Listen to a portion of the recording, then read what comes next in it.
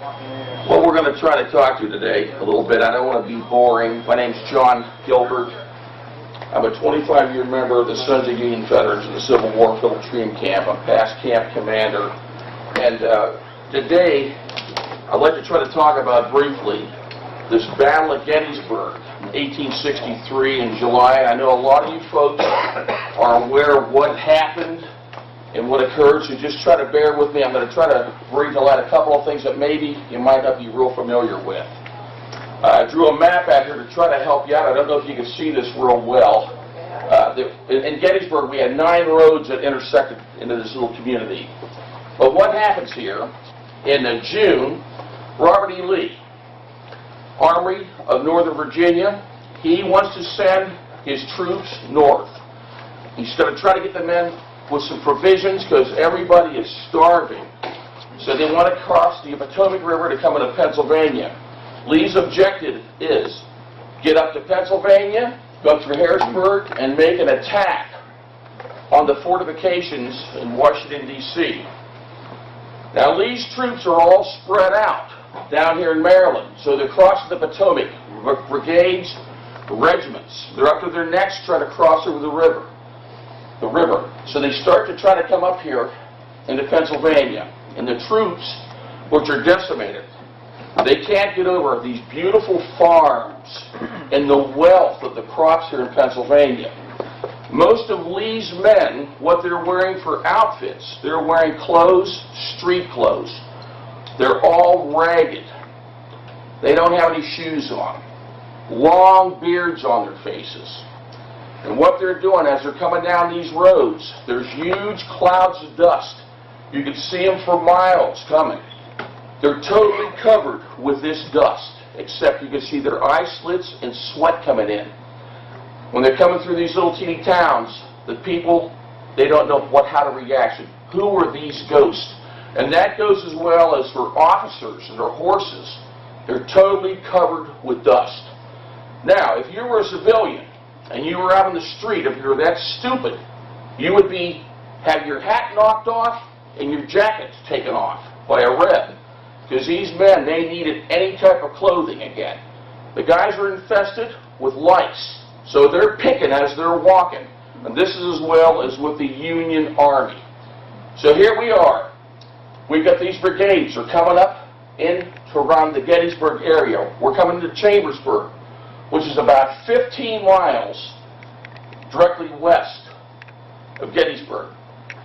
We have, so the brigades are breaking off, trying to go through the farms to get provisions.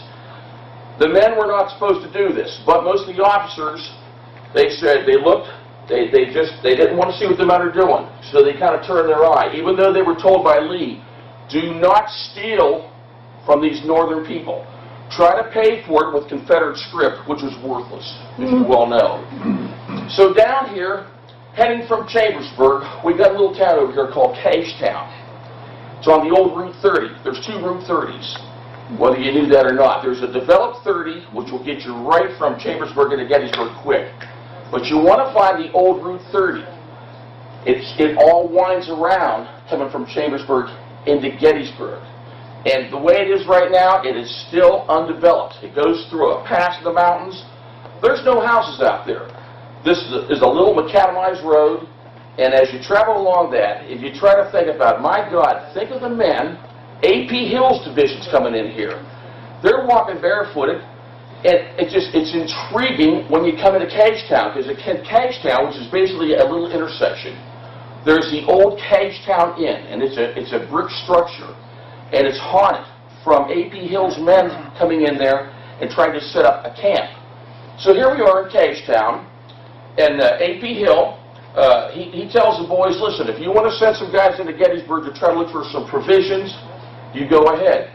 Now, you got to remember, Gettysburg, 3 weeks ahead of the battle, there had been Confederate infantry.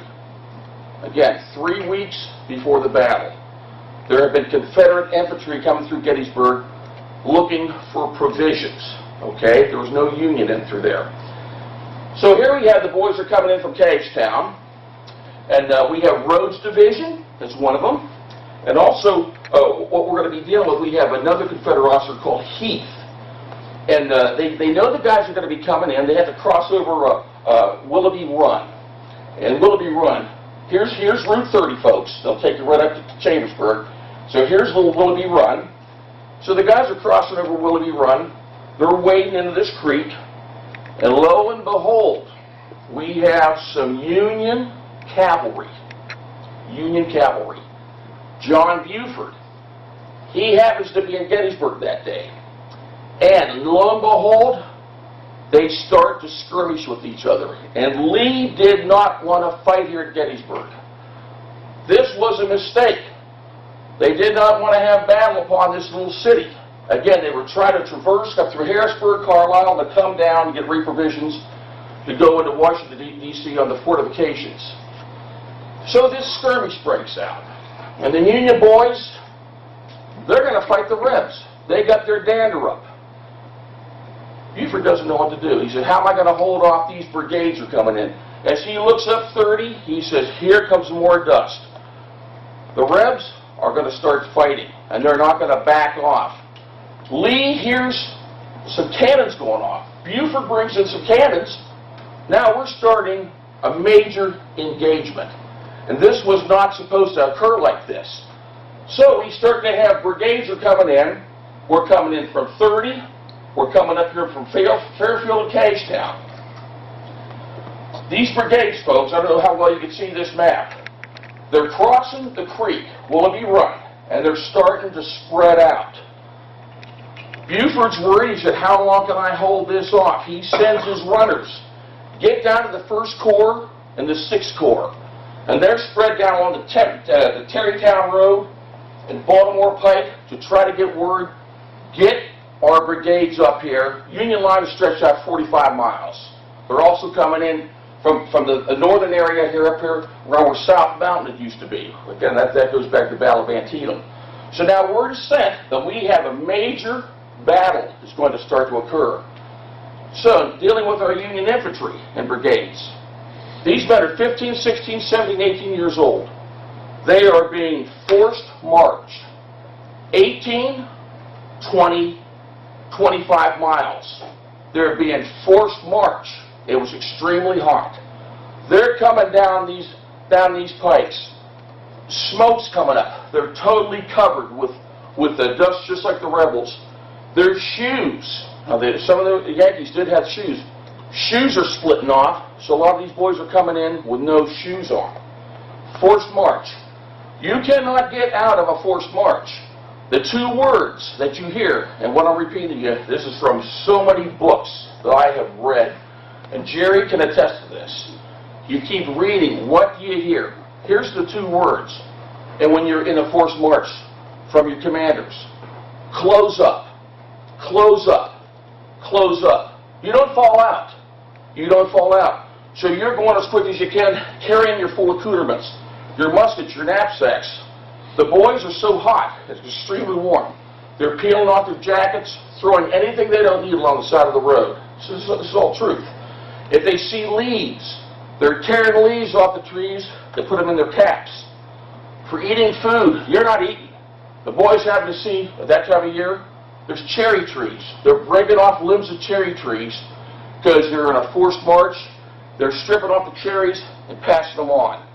Urination and defecation is the thing we need to talk about. You're not stopping. You're doing it right in your clothing. And that's the way it is. You keep marching.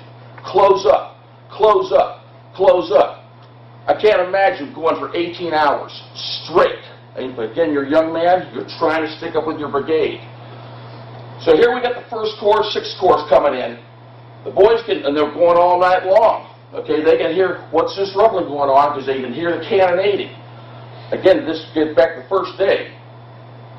More of these Confederate brigades are coming in, and we're starting to get around an area called the Railroad Cut. That's up here where Buford fired one of the first cannons, and that cannon does exist when you come down Route 30 if you get a chance to see it, because there's a nice plaque on that.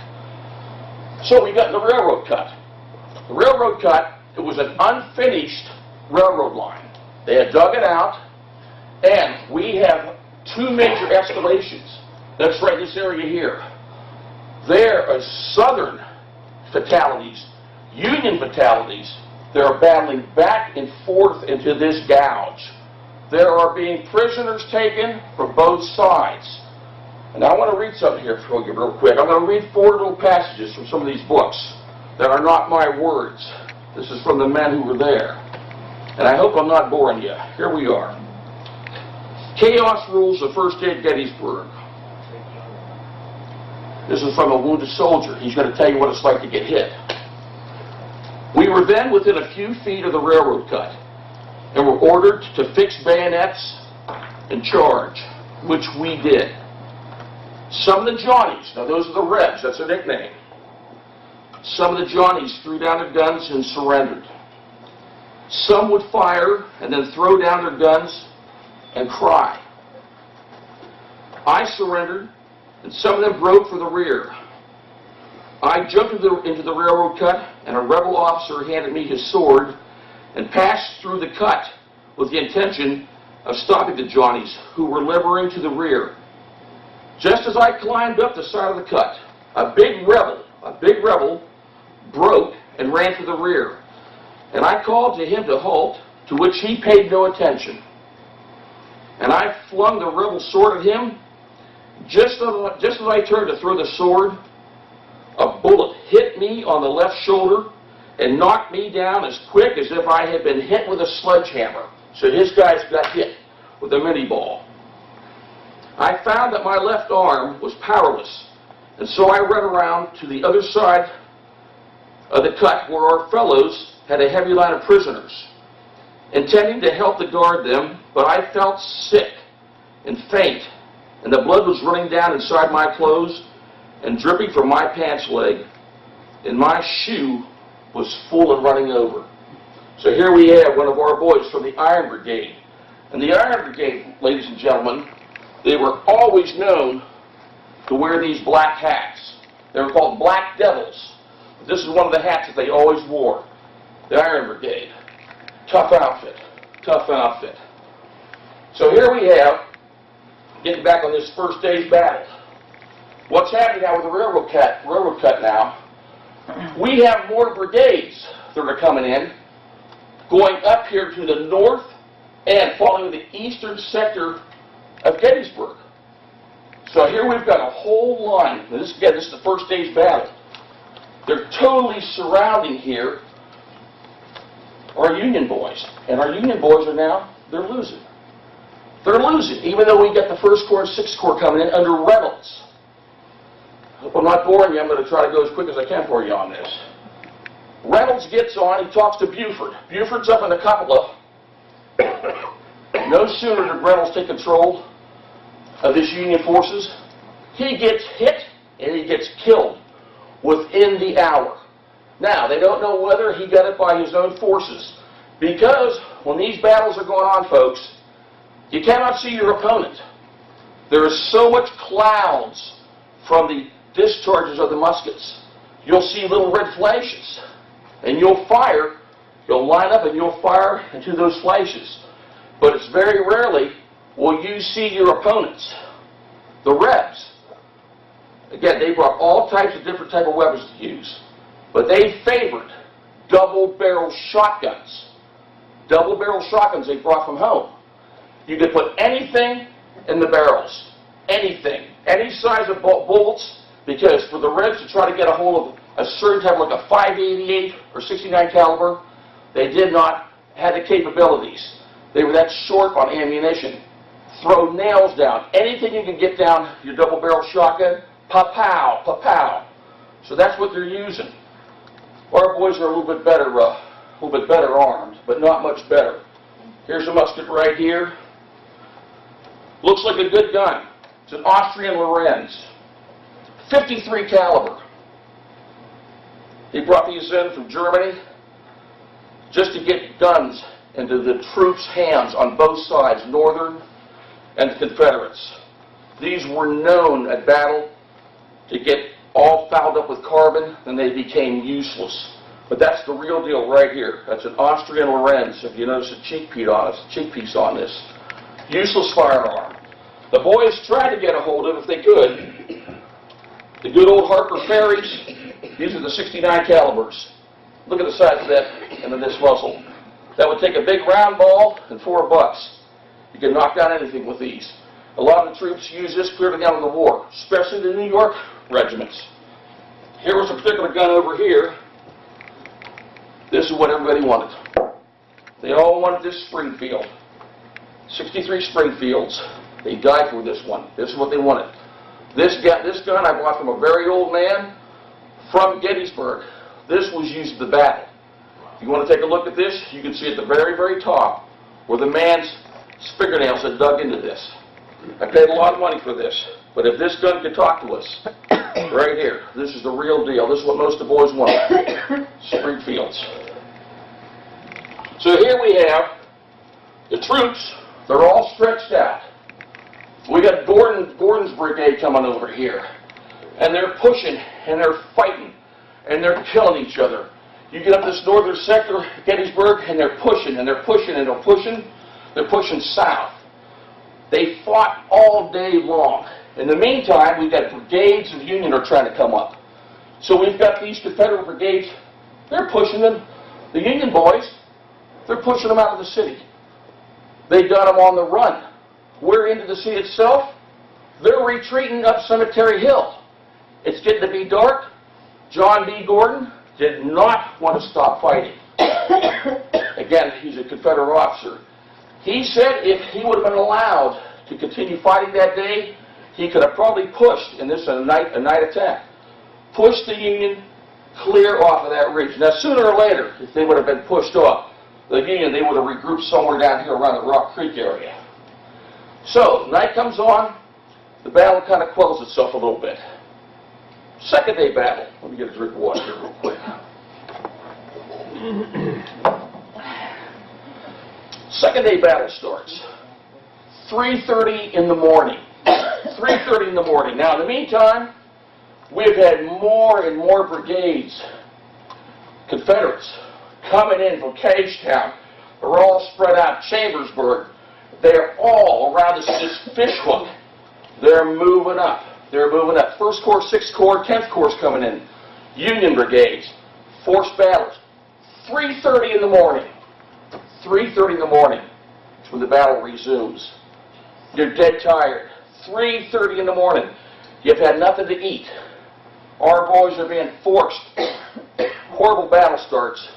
Again, 3:30, it's called Culp's Hill.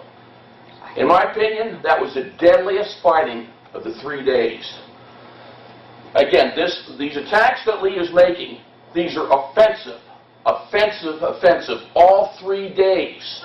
All 3 days. The Union, we're trying to defend ourselves. So here we start down here at Culp's Hill area. A lot of the brigades of the Confederates, they're crossing Rock Creek.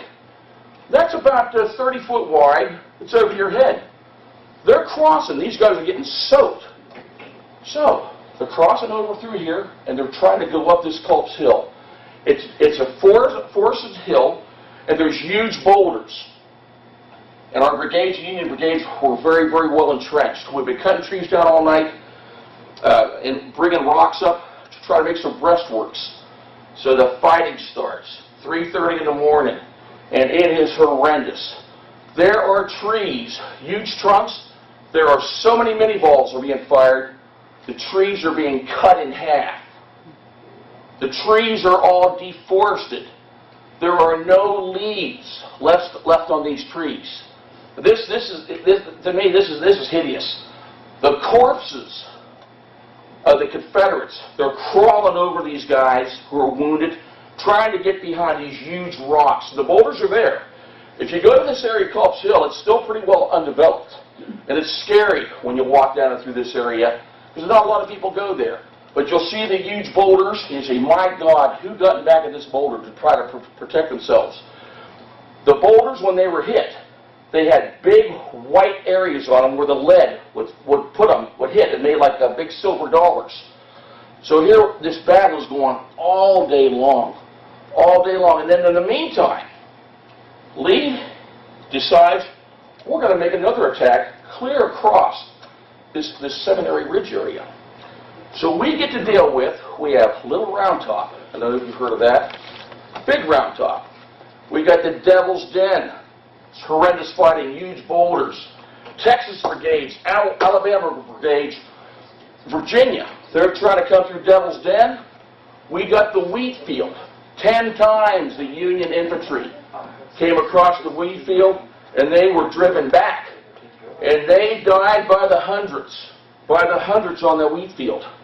We've got the peach orchard, which is just a little bit west from the wheat field. We got the Rose Farm. There were so many men who lost their lives at the Rose Farm that when the family came back to try to reoccupy their farm, the daughter of the Roses, she went insane.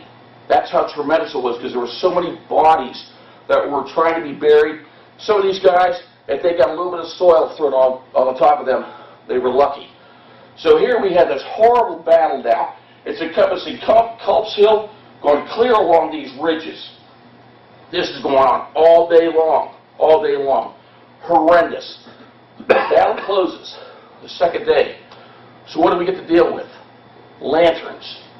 Hundreds of lanterns are going out in the evening, looking for the wounded and the dead, trying to get the wounded guys back.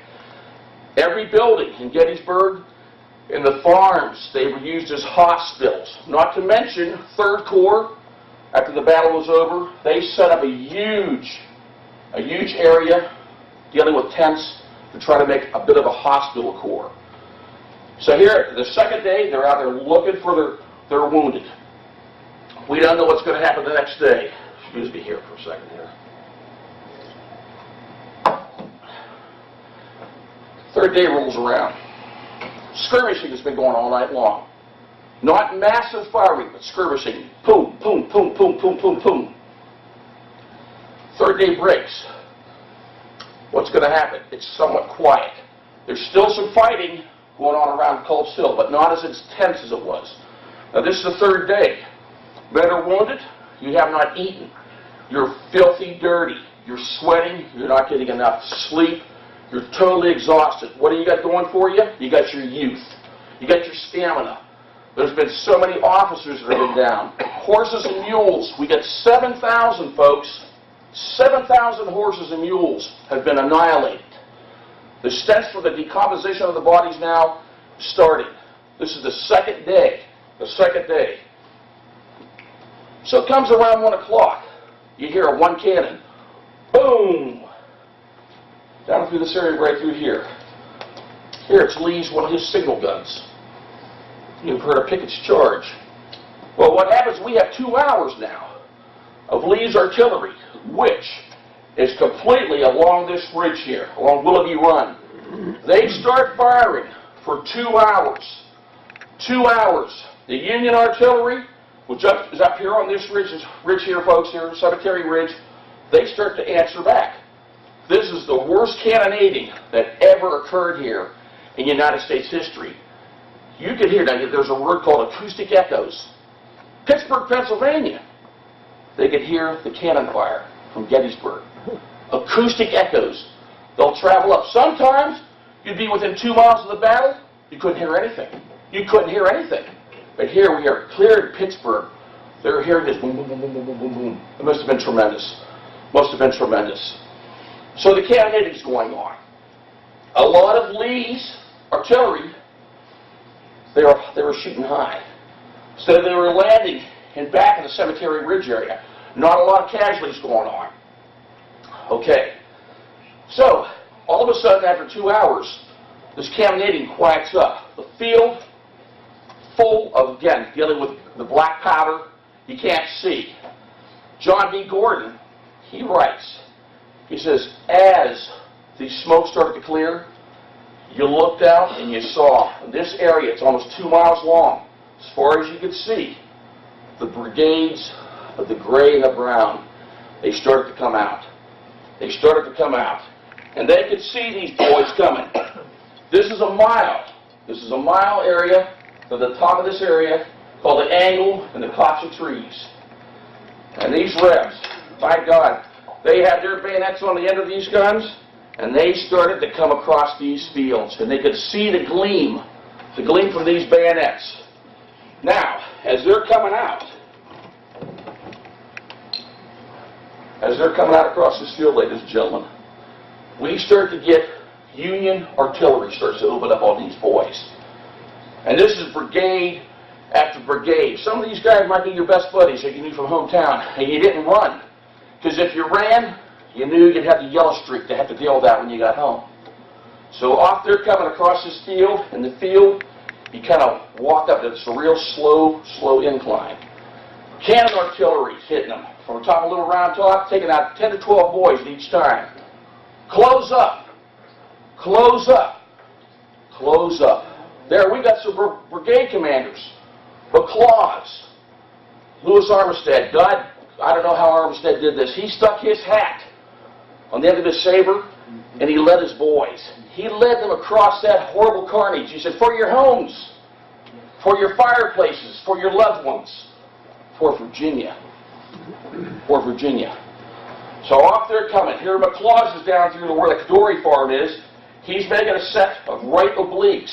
They're heading up here towards this copse of trees. This is where Lee thought, today, we will be able to see Washington, D.C. We will pierce this Union line.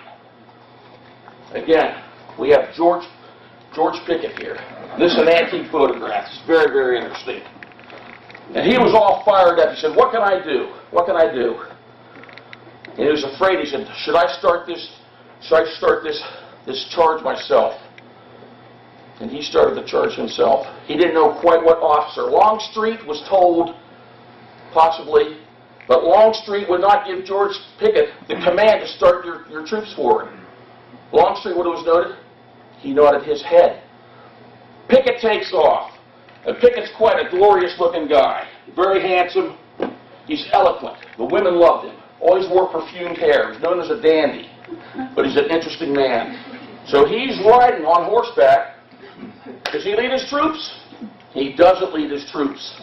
And I like George Pickett, but he did not lead his troops into battle. He went up to the Cadore farm.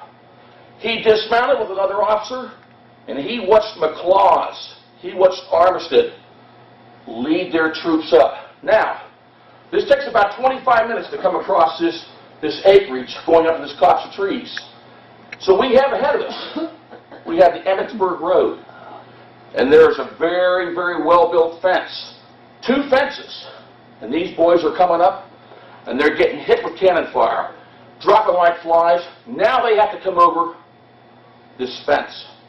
Some of the boys are crawling down in the bottom. They said, we can't get up. We can't cross this. Now, up here, again, from the copse of trees, the Union infantry, they're starting to open up on them. Some of the boys have enough guts to crawl up over this fence. They're getting annihilated. If you get a chance before you leave here, you're going to take a look at this picture. Because right up here is your copse of trees. And it shows the boys coming in. And we have brigade after brigade of Union infantry that is going to support this annihilation. It's hideous. So the boys are going over this fence. They're getting knocked down. On the road, it looks like it's a slaughterhouse. There's so much blood and carnage on this. Now they have to cross over another fence. They're getting annihilated. But yet, some of them are brave enough. By God, they're brave enough. This is where I get overwhelmed. How are they able to move up this hill? And they're walking. And they're dying. And they're walking. And we have a couple of commanders carrying the colors up. Follow the colors. All you're seeing is smoke now from the Union infantry. Armistead has not been hit yet. McLaws has been hit. He's down. There were several officers on horseback that led their troops in for the Confederate sides on horseback, and they said, don't do that. You'll be annihilated. So here goes Armistead. He has not been hit. He's leading them right up to the copse of trees. They get to this fence. This big rock fence. And there's the Union brigades, and they stand up, and they start to annihilate what is left of the army of Virginia here, Northern Virginia.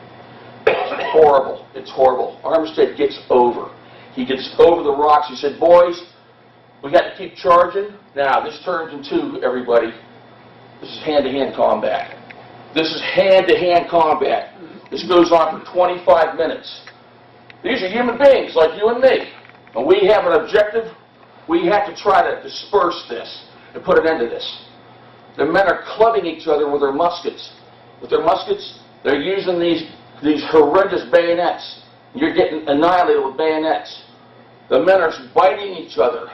They're strangling each other. And these are human beings. And what we're able to do with each other, this is beyond my comprehension at times. This is what we're doing. So this battle continues for about another 25 minutes. Finally, the Union brigades start to come in, and they're able to quell this horrendous charge, this Pickett's charge. Smoke starts to clear a little bit. Armistead has been hit. He's down in front of a caisson. There's some fellow Masons, because Armistead was a Mason. He said, please, I want you to tell my friend Reynolds, he said, please tell him that I'm so sorry for what had occurred here today. Because they were classmates at West Point. Classmates. So as this smoke is clearing, the Confederates are trying, what's left of the brigades, they're trying to come back across the fields. The Union, we fire on them. The whole way back. We're firing on these boys. What's left of them. Across the fields here, getting back around Willoughby Run, there's George Pickett riding up the Lee. Lee said, again, this is from what I've read, folks. He said, General Pickett, where's your division? I want you to reform your division. Pickett says, General Lee, I have no division. I have no division. Pickett never forgave. He never forgave Lee the remainder of his life. Lee is riding out among the few remaining soldiers coming back. He says, this is all my fault. This is all my fault. I'm sorry. I'm sorry. There's talk about here whether they were going to try to reform, try to make another charge. That did not occur. I want to read a couple passages here for you, because this is very, very, very overwhelming here, folks.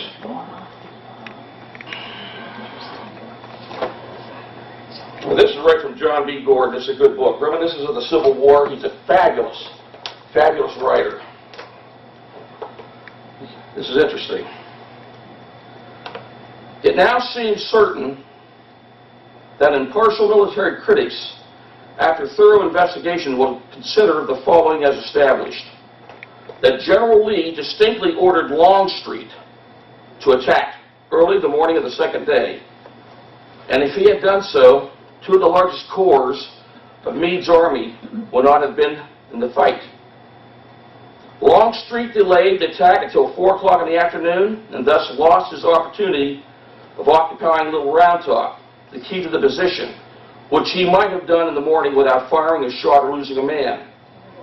Number 2, that General Lee ordered Longstreet to attack at daybreak on the morning of the third day, and that he did not attack until 2 or 3 o'clock in the afternoon. The artillery opening at 1. That General Lee, according to the testimony of Colonel Walter Taylor, Colonel C.S. Venable, and General A. Long, who were present when the order was given, ordered Longstreet to make the attack on the last day with the 3 divisions of his corps and 2 divisions of A.P. Hill's corps, and that instead of doing so, he sent 14,000 men to assail Meade's army in his strong position and heavily entrenched. Number 4, that the great mistake of the halt on the first day would have been repaired on the second and even on the third day if Lee's orders had been vigorously executed, and that General Lee died believing, the testimony on this point is overwhelming, that he lost Gettysburg at last by Longstreet's disobedience of orders. So that's taken right there from John B. Gordon. And I know a lot of you folks have never read this. This is pretty interesting. Now I want to read you another little passage here. It's from Abraham Lincoln. I could talk till I'm blue in the face, but I want you to hear some of this stuff that was really witnessed by some of these men. Lincoln wrote a letter to George Meade. He was very disappointed in what occurred here at this battle. The letter did not get sent. Again, my dear General, I do not believe you appreciate the magnitude of the misfortune involved in Lee's escape. He was within your easy grasp. To have closed upon him would, in connection with our other late successes, have ended the war. As it is, the war will be prolonged indefinitely. If you could not safely attack Lee last Monday, how can you possibly do so south of the river, which is the Potomac, when you could take with you very few more than 2/3 of the force you then had in hand? Your golden opportunity is gone. Your golden opportunity is gone, and I am distressed immeasurably because of it. Lincoln wrote that to Meade. It was never sent. It was never sent. It's pretty powerful. It's pretty powerful. I'm going to read one more thing from you for you here, folks. I hope I haven't bored you. So we've got this horrendous battle has ended. It has ended.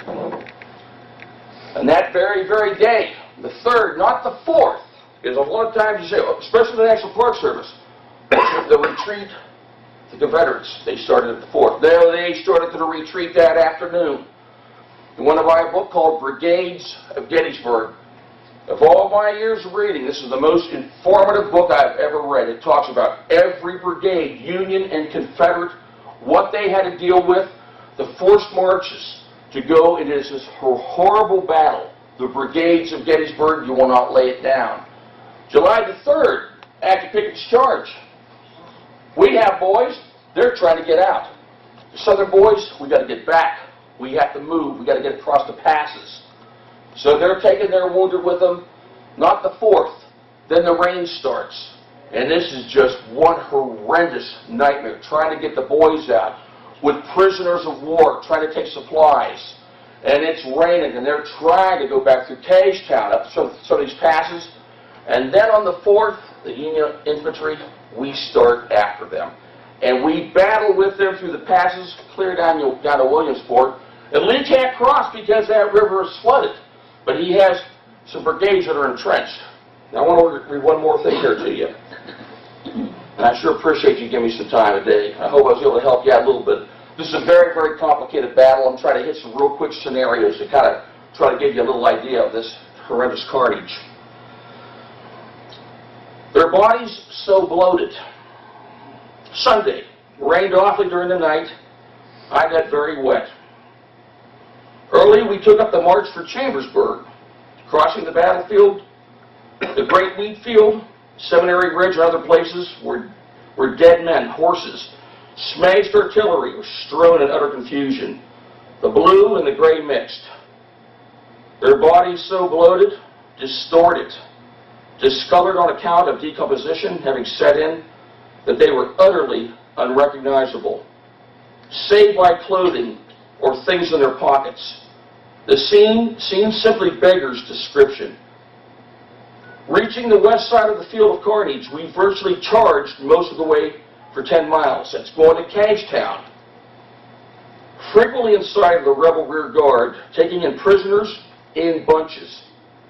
We captured some 1,500 wounded men and 300 stragglers. Now the scenes of this morning. Yet I fear I cannot accurately describe how dreadful it was.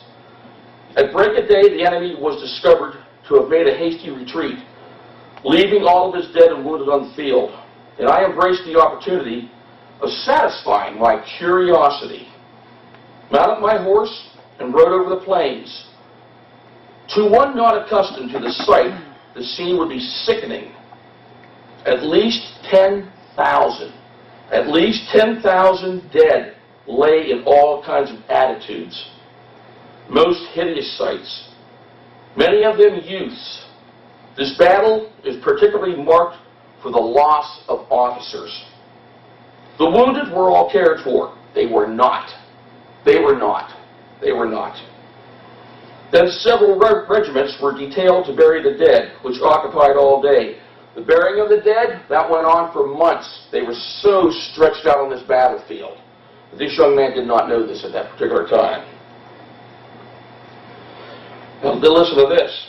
No less than 7,000 horses and mules shared the same fate, lying in heaps alongside the men. The stench was beyond description, and yet we had to endure it for 24 hours as our corps held to the grounds, drawn up in line of battle, expecting the renewal of operations. But they feared the result of being satisfied with the first kill. While burying rebel dead, many valuables were found, as well as in the Union pockets. The ideas of searching dead men's pockets may strike you with indignations. Now listen to this, but what's the use of burying gold and silver? Our men secured thousands in gold coin. But this was taken right from some of the guys that saw this. It was a horrible battle. Every time I go there, I've probably been there 25 times. I get overwhelmed. I can't imagine when I walk these fields. And if you get a chance, take a book with you. Take some bug spray. Seriously.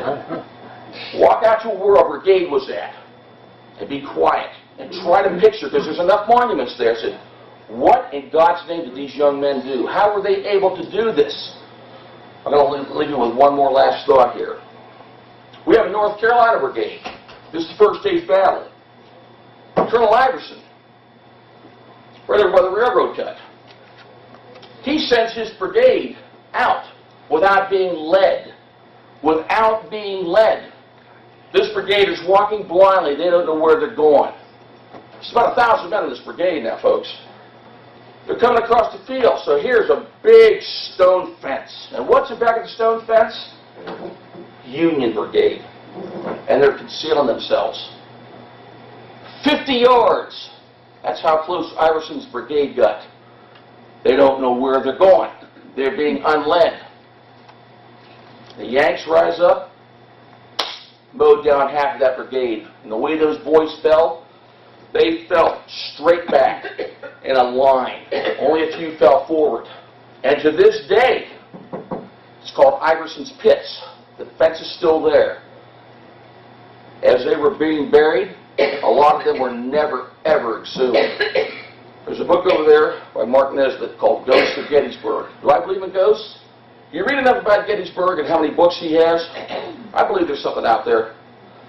But to this day, that is still one of the most haunted areas of that Civil War battlefield of Gettysburg. Iverson's brigades did not lead his men. I think that's shameful. Appreciate you letting me talk here. Abraham Lincoln's going to say a few words to us now here, ladies and gentlemen. Thank you very much, ladies and gentlemen. I appreciate it.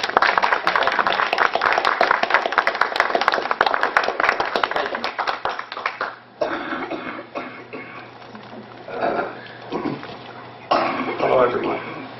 I'm going to introduce my favorite president by far, Abraham Lincoln. I hope some of you or all of you have been to Gettysburg because it is a special place.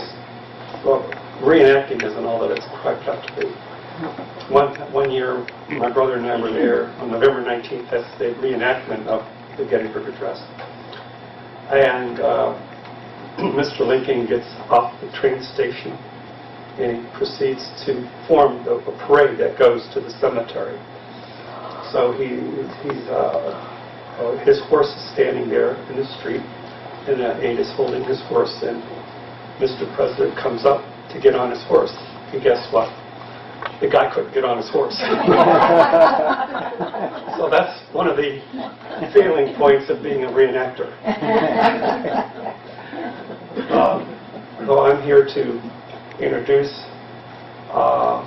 Mr. Lincoln, and he's going to give you a speech that he gave in Gettysburg.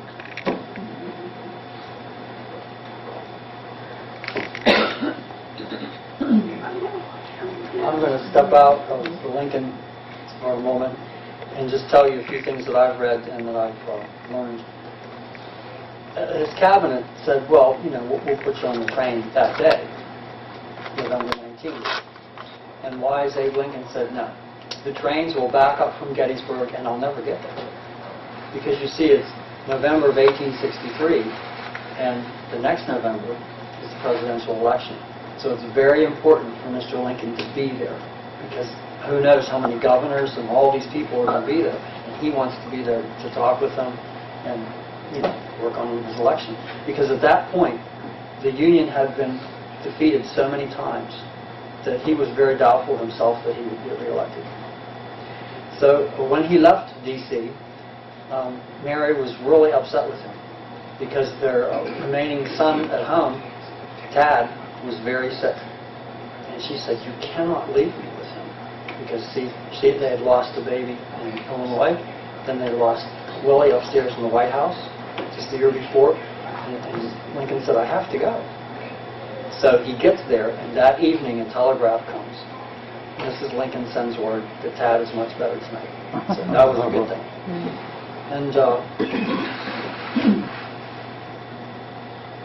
when they got there that evening, the night before the speech, and then there's all kinds of stories about he wrote the speech on the train while he was going there. But there were so many people on the train that he talked with and had conversations with. It was very doubtful that he wrote the whole speech while he was on the train. And when you study Lincoln, and hereafter he was shot, they found his two secretaries that came with him from Illinois. They didn't know, but the bottom drawer in his desk, he would take something and he would study it and he would distill the thoughts and get it down to the fewest possible words. Then he'd take lined paper and he would write it out and put it in that drawer, and they never found it until after he was gone. So for them to say that he wrote this on the train, no, he had been working on this for years, and he distilled the things, and then when he put it all together, this is the most perfect speech ever written. It's 10 sentences. It's 272 words. And how many of us had to learn it? We had to memorize it in school, because what it says. So I forget the thing I want to say, but the founders did the Declaration of Independence and the Bill of Rights, and Lincoln did the next thing, because here he lays out for the nation. And the main speaker was Edward Everett, and he was a famous orator, and he'd been a senator, and he'd been a lot of other things. And he said, "There's no way that I can be ready before November 19th, because he would compose what he was going to say, and then he would memorize it. So he needed lots of time to get that ready. So as an afterthought, someone said, well, maybe we should invite the president to make a few remarks. So he knew about Everett, and that's why his speech was sort of short. And Everett went on, does anybody know how long he talked? A couple hours. 2 hours. Well, if you went to church, that was standard. It wasn't worth going unless there was going to be a 2-hour sermon, or a 3-hour, or 4 hours. So he went on for 2 hours. And it said in some of the books that I read that people had been standing for 4 hours because, they wanted to get there and get a place. And then the parade came with the people from the town, and the president and the speaker, and everybody got there and they got settled. And then there were all kinds of other things. Someone had written a special hymn for that day, which it said right there. Nobody ever remembers it because it wasn't very significant. And somebody prayed, and that pastor thought he was the main speaker. And so he went on and on. So the thing just, it would not. So that's the reason it was November 19th. That's 4.5 months after the battle was fought, July 1st, 2nd, and 3rd of 1863. So we have this time, big time lapse, but this is coming up on the 200th anniversary of the Gettysburg Address. And I have to tell you, the joke is that I pull on people. Yeah, I found out the Gettysburg Address, it's on Maple Street.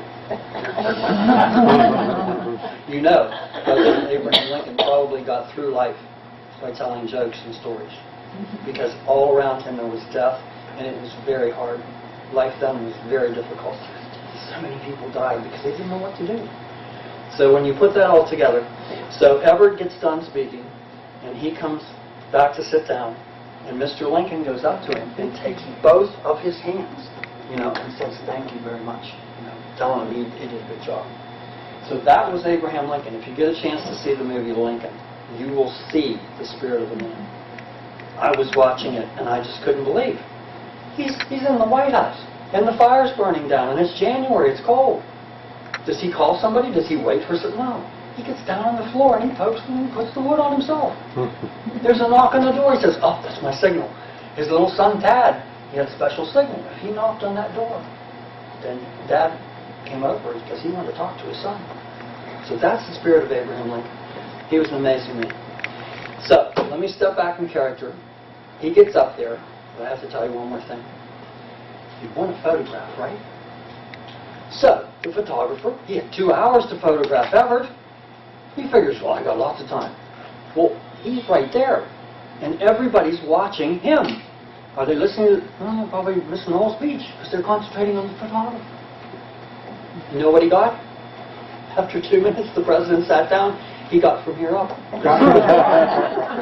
He missed the whole thing, because, you know, you get that thing, and you put the cloth over, and you adjust this, and you take the cup. It was over. All right, here we go. First of all, we don't know if he had his hat on or off. We don't know if he used gestures. We don't know if he read it or if he had it memorized. There's a lot of things we really don't know. But there's a lot of other things that we do know about it.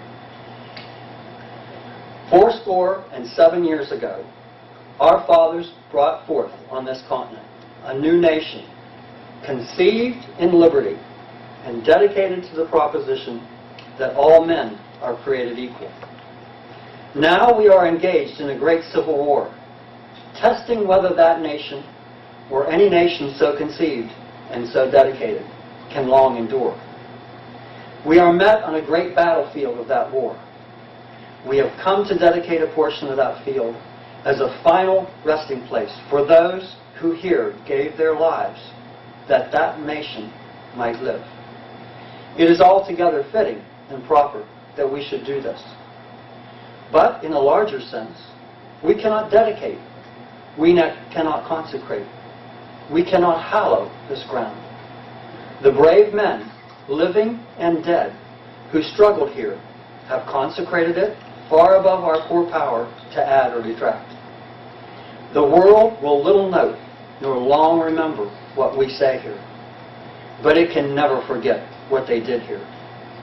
It is for us, the living, rather, to be dedicated here to the unfinished work which they who fought here have thus far so nobly advanced. It is rather for us to be here dedicated to the great task remaining before us, that from these hallowed dead we take increased devotion to that cause for which they gave the last full measure of devotion. That we here highly resolve that these dead shall not have died in vain. That this nation, under God, shall have a new birth of freedom, and that government of the people, by the people, for the people, shall not perish from the earth.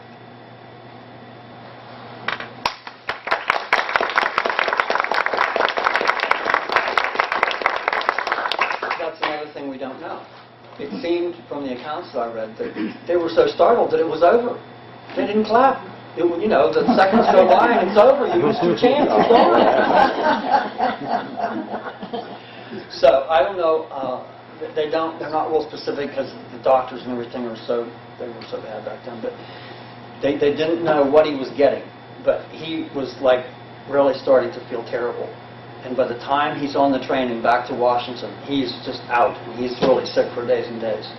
And right away when he sat down, he told an aide, you know, that won't wash. It was a total failure. Because there was no applause. I mean, when he spoke before for 45 minutes or 3 hours, then you warm up to your audience. And he always told these stories, and you know, you get the feedback when they're laughing and they're, you know, you establish a rapport. But for 2 minutes, it's not enough time to do anything. So he thought it was a total failure. But then there are accounts from the Chicago paper, that's his home state, and from many others. And they, you know, right away, they read the words and they go, this is a great speech. And Mr. Everett wrote him a note the next day.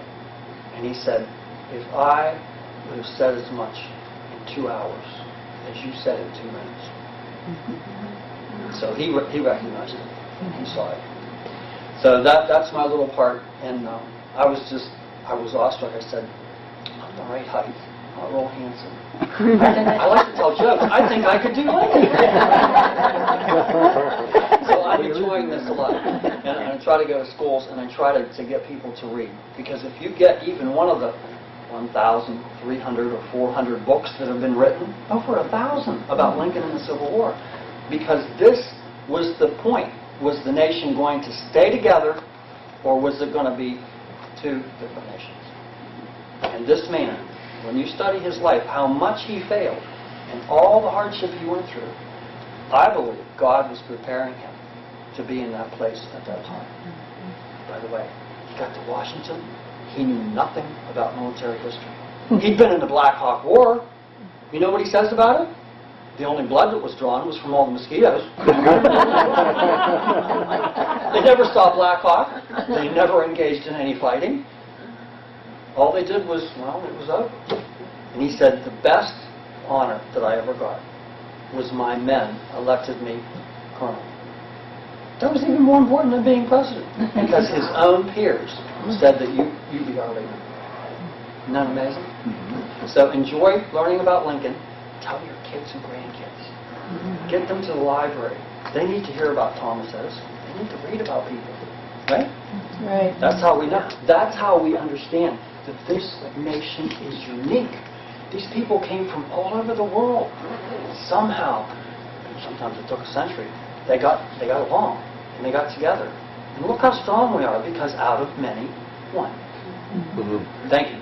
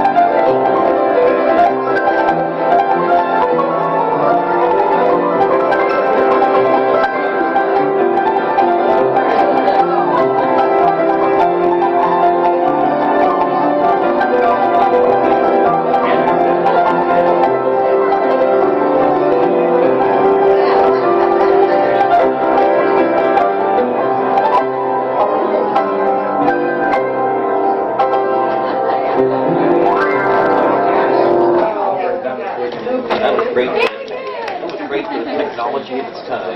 Oh, yeah.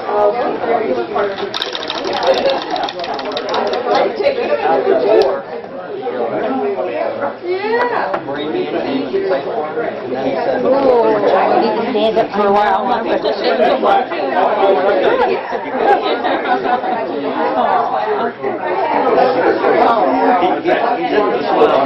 You know why? It's been technology to the smile on your face is that.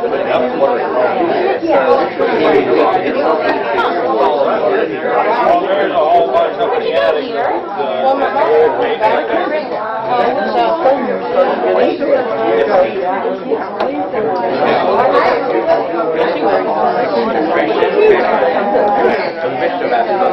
I'm not sure what's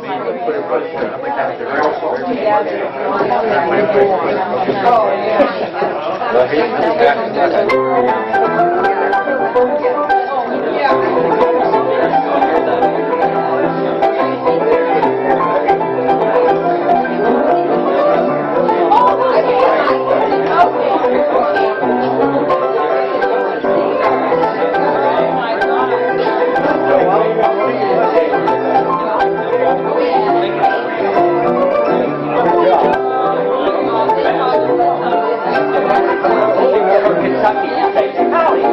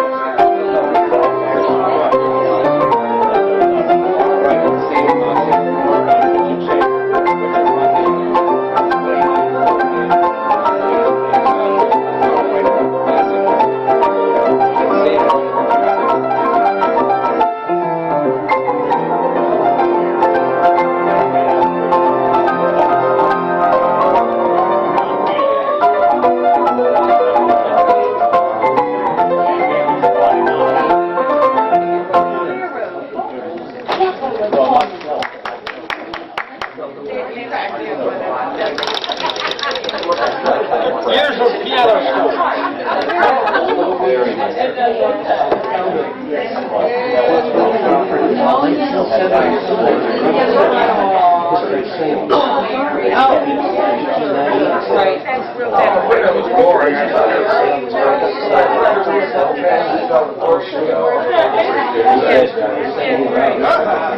What we learned.